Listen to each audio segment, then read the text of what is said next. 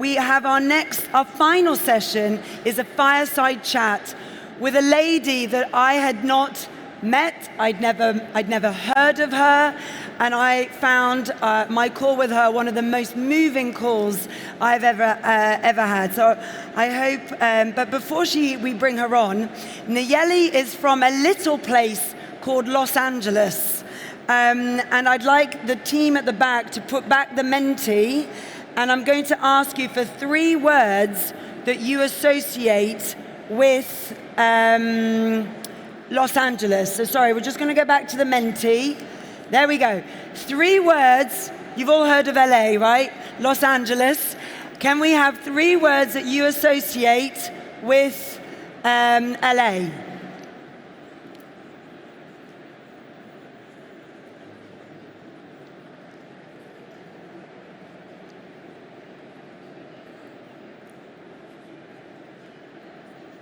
So yes, we've got the Olympics, Hollywood, of course, Venice, homelessness.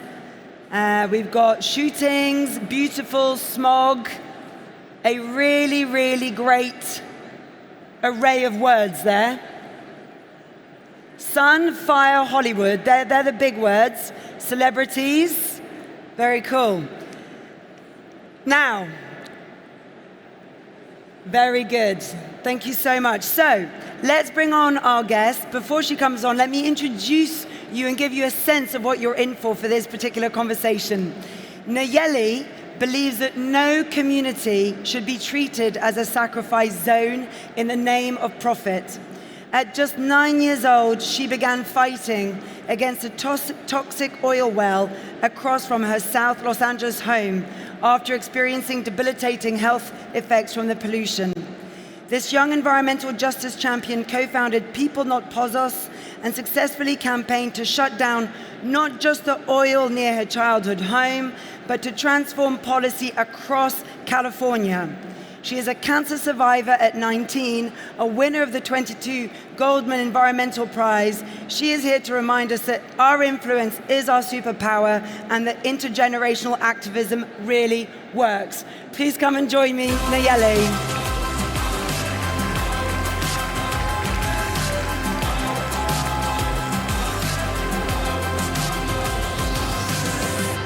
So, before we go any further, what did you make of those words in our word cloud about LA? I loved it. I thought there were some silly ones. I thought it's so powerful because that's how I always start my presentations.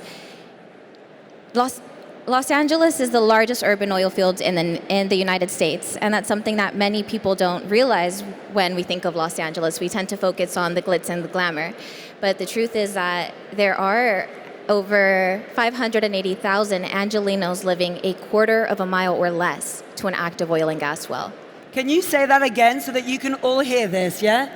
Currently, Los Angeles is the largest urban oil field in the nation, and approximately 580,000 Angelenos live a quarter of a mile or less to an active oil or gas well. A quarter of a mile or less than an oil field.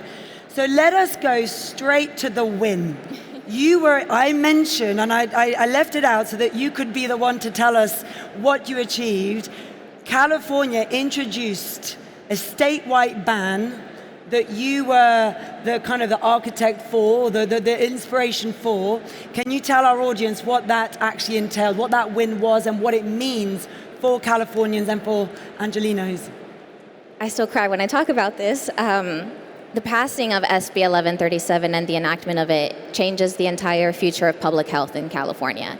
It's ensuring that we are putting people over profit. It's ensuring that people can open their windows in their own homes, that children aren't, like myself, being forced to become an activist out of survival at the age of 9. This is ensuring that people can breathe clean air in their very own homes, and we are not growing up with sacrifice zones, that we are not letting the oil industry believe that we are disposable, that we are real people with real human lives, and we fought for our right to open our windows in our own homes. And to know that we won is something that's so powerful, because I know if this law would have been in place when I was growing up, my story would be entirely different. A very different story.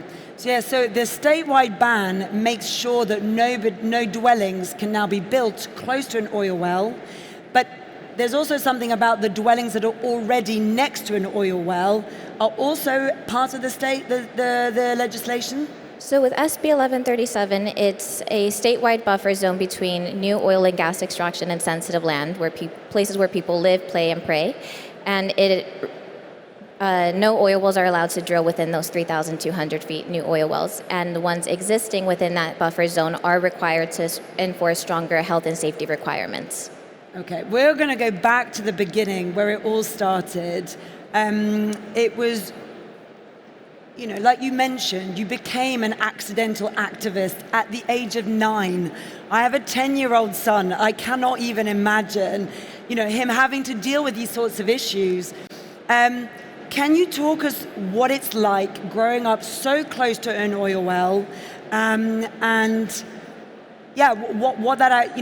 how aware you were, and of course how involved your community was with that oil well? Of course, growing up next to an oil well, everything changes. It's not your typical neighbor. It's something that's a toxic silent killer that damages your health, your safety, and your environment. And in my personal experience, I'm living proof of the intersectionality of climate and health. I've lost my entire childhood to the fossil fuel industry. From developing asthma, that's something I'm always going to have to live with now. Body spasms that were so severe, my mom would have to carry me from one place to the other because I couldn't move. I developed heart palpitations and I wore a heart monitor for several weeks. My nosebleeds became so intense that I could no longer sleep in my bed. I would sleep in a chair to prevent choking on my own blood at night. And it wasn't just me, it was most of my family, most of my community. It became such a common conversation starter for our parents to stop each other in the street and say, "Hi, my daughter had an asthma attack, how's your son's asthma?" Or, "My child is in the ER, can you help me pick up my other kids from school?" And that's devastating. That shouldn't be how our community greets each other. Yet, that was the reality for us because this oil well was drilling 30 feet from schools. It shared a wall with a daycare for newborns. It was 30 feet across the street from a... shared a room? The oil well shared a wall with a daycare for newborns to 2-year-olds, and it shared another wall with a high school for children with disabilities such as paraplegia. And something many people don't know is that these oil wells operate under such immense pressure that valves have to be manually opened every 10 to 15 minutes to prevent an explosion. And there is no emergency evacuation plan in place for the surrounding community despite us living next to a bomb. And so when you were able to successfully, and I think if I can ask the production team to go back to the Menti to show a very special photo of Nayeli. Can you tell us a bit about this picture? This is me in front of the oil well that I grew up next to. You can see it's very tall walls, and it was always up to my imagination when I was growing up what was behind it. And when I was around 4 years old, I thought it was a parking lot. I thought it was even an amusement park, and I was upset they never invited me over. But I realized when I was 9 that it was an oil well, and my mom has always taught me to never let an injustice go by because I'm too afraid to speak up. And she always taught me to use my voice to stand up and to fight back. So that's exactly what I did with her. And she's here with me today. Hi, Mom. Nayeli's mother's here today. A round of applause for all mothers that inspire us. Now, I heard that you and your mother had an acting debut. Yes. And if the team at the back can just move to the next slide. So back to the Menti, if you can move to the next slide. Yeah. So, tell us a bit about this picture. Of course, as you saw in the previous photo, the oil well walls were very tall, big walls that were always closed. And one day, the doors were open. And mind you, my mom and I were already active to try and shut this well down. And when we saw the doors were open without a word, we just looked at each other and we both ran inside. And we were greeted by a very friendly worker at the oil well site, and he asked us what we were doing on site. My mom said, "My daughter's always asking me what goes on behind the walls, so we thought we could just come and ask you." He gave us an entire tour of the facility. He took us underground, which is where you see me next to one of these oil wells. And the oil well in my community had 21 underground wells. And on average, they would produce 60 to 80 barrels of crude oil a day. And he started opening these valves, and immediately I was sick, I had a headache, I was nauseous, and it smelled like rotten eggs. And I asked him, "Does the smell bother you?" To which he responded, "I can't smell it anymore." that's as much as we are advocating for the surrounding community, we're advocating for the workers. This worker wore no protective gear. He was in jeans and a t-shirt. He had me go in with my schoolgirl uniform, my mom in her work clothes and open-toed shoes. Our lives are on the front lines. They're at risk, and to know that this is preventable. Yeah. And I think what I found so interesting in that story was the fact, it was the awakening that the workers are as part of that community as the children and the families living outside. Now, we heard a little bit from Shradha around that local action, that achieving 75% of a movement in a community. Can you tell us a little bit about your experience galvanizing that community action at the ground level? Because everybody was feeling those problems, but not everybody went on to do what you did. So everybody needs a leader, but tell us a little bit about how you brought that community together. Absolutely. It was the love that our community had for each other. It was our community. We were family. If my mom didn't have cheese for our omelet growing up, or we could just ask our neighbor and they would give us cheese and like tomatoes and spinach to jazz it up. It was family. And People in Pozos was really born out of the love our moms had for us. I'm a very proud daughter of two immigrants. My mom came here from Mexico and my dad from Colombia. And something my mom has always said is that when she came to the United States, she never thought she would have to fight an oil well for her kids. And that's the reality so many immigrant parents have when they come to the United States. They're looking for a better life for their kids. Yeah. And to know that we're being poisoned in our very own homes. What do? You stand up and fight back. Yeah. And that's something that I have always had ingrained in me because of my mom, but to know that, again, we have the power. We have the ability. If there's one thing wrong in the community, which is an oil well, why should an entire community stand up and leave? Yeah. It's our job and our responsibility to stand up and fight back for our neighbors, for our earth, for our environment, because this is the planet that we all live on. And if there's not oil drilling in your backyard today, there could be tomorrow unless we hold the fossil fuel industry accountable. Yeah. The fossil fuel industry today is responsible for 1 out of 5 deaths worldwide. Yet we aren't making polluters pay the way that they have to. This is something that is preventable.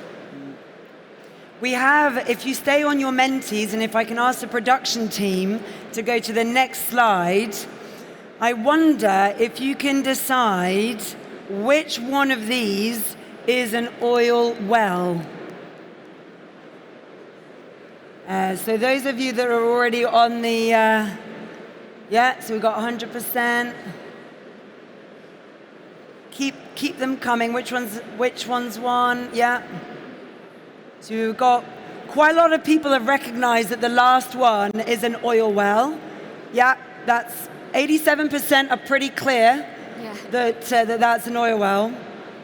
And then a kind of 40%. Like the first one. Yeah, what do you reckon? So those are all oil wells, all 4 of them. A lot of the wells are beautified or hidden in plain sight to sort of disguise what's going on. And it also speaks to the oil industry covering their tracks. They know that how dangerous these wells are. I mean, in and of itself, they call my community a sacrifice zone, but we aren't that. No. And to know that instead of creating policy majors or stopping to drill and phasing out with a just transition, they just continue to fix the outside of a building. Yes.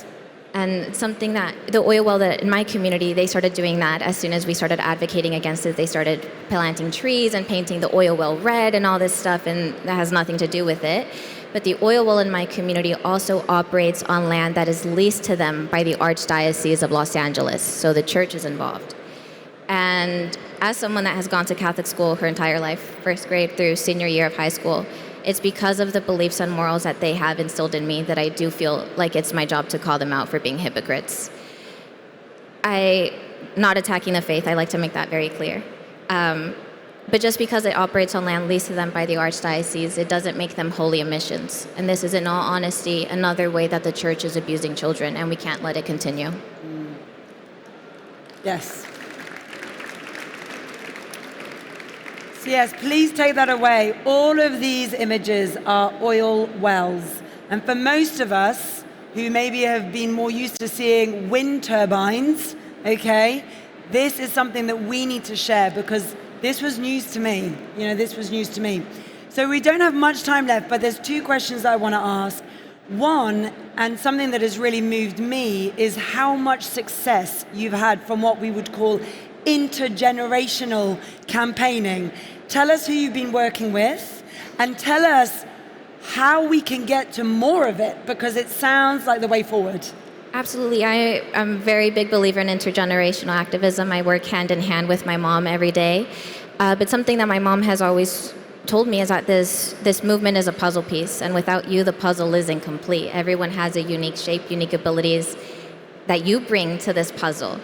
And by working with intergenerationally, it's so many times the youth are said, oh, you got the climate crisis. First of all, no pressure, now we have to do this. But the youth, we don't have all the solutions, in all honesty.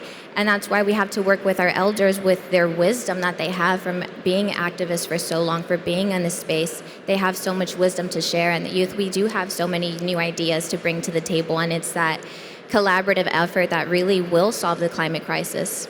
Who else have you worked with? This is your moment to name drop a few. She's worked with some incredible people. Yes, I'm very, very blessed and grateful to have worked with incredible individuals such as Jane Fonda, Mark Ruffalo, Leonardo DiCaprio, so many other incredible people that are leading the way and holding the fossil fuel industry accountable and using their platforms to create change. It's pretty good. Good name drops there, isn't it? Good name drops. So, closing question. You have been at the coalface of where, as a person living in that community, you have seen the worst things that can happen. But you strike me as someone who is still eternally optimistic.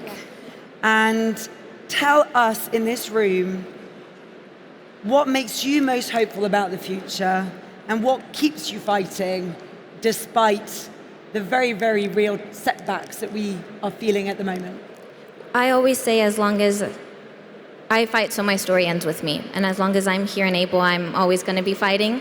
But what brings me hope is you guys. Honestly, seeing how there's more and more people talking about the climate crisis, how there's more people standing up to fight back, to hold the fossil fuel industry accountable, especially in this time where there's so much fear in the world. And rightfully so, we have to remember that fear is temporary, but regret is forever. And this is our moment in history, that documentary moment when people say, would I have walked that bridge? Would I have boycotted? You don't have to wonder anymore because this is it. We're actively living in it. So stand up and fight back. Stand up to raise your voice to end environmental racism and establish environmental justice. Don't wait until it's your life on the line. Let's show the fossil fuel industry that they have no place in our backyards, they have no place on our planet, and that people, we know our worth, we know our power, and we deserve to breathe clean air regardless of our age, our gender, socioeconomic status, religion, or zip code. Clean air is a basic and fundamental human right that cannot continue to be denied to us. Can't say anything better myself. Big round of applause for Nayeli. Thank you so much for sharing your story with us. I hope that you have been as moved and inspired by Nayeli's story. Before you go, thank you so much, we're going to go to the final two slides of our Menti. For anybody who has joined us halfway through, we have our QR code that is back up. So just get your mobile phones up again so that we can just get a couple of final thoughts from you today. So has everybody got their phone up? Yeah, I can see a few more people getting their phones up. Brilliant. So people at the back, if we can go to the next slide. I'm going to make you work a little bit for this. I want you to think over the last three speakers, what is one thing that you are going to go and tell someone that was not here today about today's session? All of these results and all of these slides will be made available in the platform, in the Change Now platform. So get all of those ideas down. Oh, I absolutely agree. Fear is temporary, but regret is forever. I think that might be my new motto. Thank you so much, everybody. You are bringing in so many great ideas. Fantastic. And then just one final question, but I promise you this is an easy one. If we can go to the next slide, please. I told you when you sat down today that Change Now had trusted us to do something that has never been done at Change Now before, which was to bring in a bit more audience engagement and participation in these sessions. As ever, time is short, my friends, but we would love to hear if there is anything that you would love to incorporate into Change Now next year, and I will have a word with the organizers and we will see what we can do. So live Q&A with speakers, love it. Interactive polls, so you liked this, yeah? The tech worked, you enjoyed this is great. Small group discussion, audience commitments, and actually a few of you thinking current level is just right. Ladies and gentlemen, I hope you have a fabulous day 2 at Change Now. Thank you for choosing this stage. Have a wonderful Friday, and we'll see you soon. Thank you so much.